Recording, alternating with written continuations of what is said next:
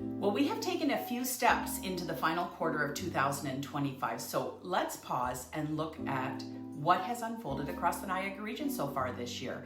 Incidentally, what I am about to share with you comparing this time last year to this time this year might actually blow your mind. So let's start with the big picture. The Niagara region as a whole, at the end of September 2024, we had 7,508 sales. Fast forward to the end of September this year, where we sold 6,341 across the Niagara region. Now that's a 16% drop in sales year over year. Let's zoom into Fort Erie. Last year at this time, 729 properties.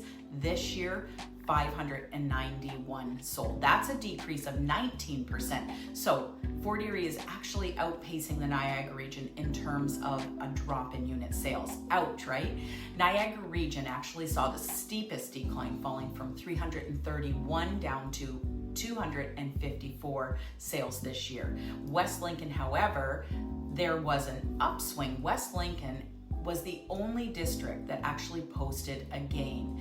It had an uptick of 9% in terms of unit sales year over year, something that we're not actually seeing across the Niagara region as a whole. Now, let's talk about pricing, specifically the home price index, or the HPI as it's referred to. At the end of September 2024, it sat around 640,000 in the region.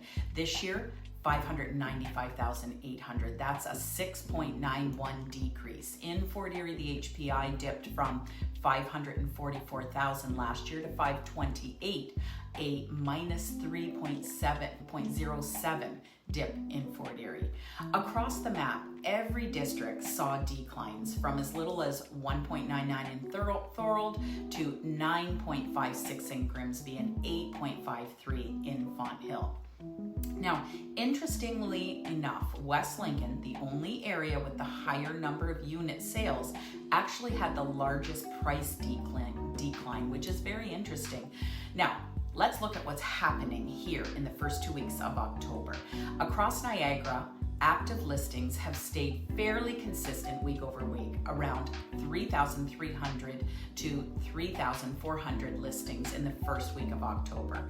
But take a look at how the sales volumes are shifting. In mid-September, the region posted 96 sales. In the first week of October, the region posted 86 sales and 89 this past week. So while we've seen some stability, it's clear that new listings are certainly outpacing sales, keeping us in that buyer's market position.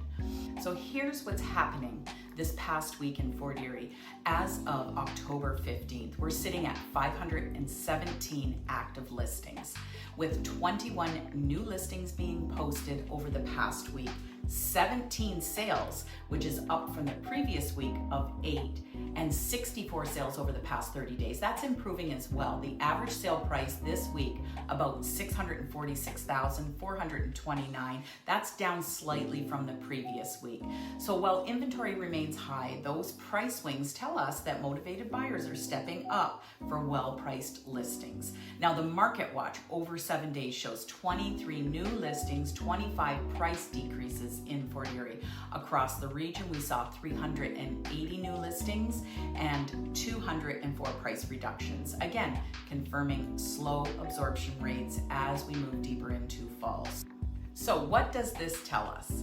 We're seeing fewer transactions across the Niagara region year over year. Prices have adjusted downwards. Fort Erie, where I sell, remains somewhat stable, but definitely we are in an extreme buyer's market here with tons of inventory. Now, so this weekend I've got an active open house schedule. On Saturday from 12 to 2, I'm going to be at an extraordinary property along the Niagara Parkway, 12679 Niagara Parkway, and on Sunday I'll be hosting 2 back-to-back open houses, starting on Sunday from 12 to 2 at 427 Williams Crescent. It's an adorable townhouse at an affordable price, and then I'm going to scoot around the corner from 2 to 4 to host another open house at a fully finished townhouse end unit 439 Viking. It's got beautiful finishes. There's an in-law suite in the basement.